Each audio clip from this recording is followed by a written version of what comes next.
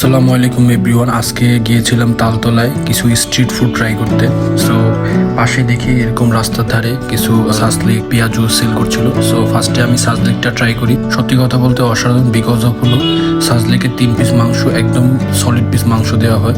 আর সব থেকে বড় কথা হলো ওদের সসটার টেস্ট কিন্তু অসাধারণ, যে কোনো কিছুর সাথেই ভালো লাগছিল। তারপরেই দেখি গরম গরম পেঁয়াজু ভাজা হচ্ছে। সো লোভ সামলাতে আর পারলাম না, তখনই আমি ভাজা পেঁয়াজুগুলো অর্ডার দিয়ে ফেলি। সো আমি 20 টাকার পেঁয়াজু অর্ডার দিই। 20 টাকার দেখুন অনেকগুলো কিন্তু পেঁয়াজু দেওয়া হয়েছে। আর বরাবরের মতোই সসটা সবচেয়ে বেশি বেস্ট ওইখানকার।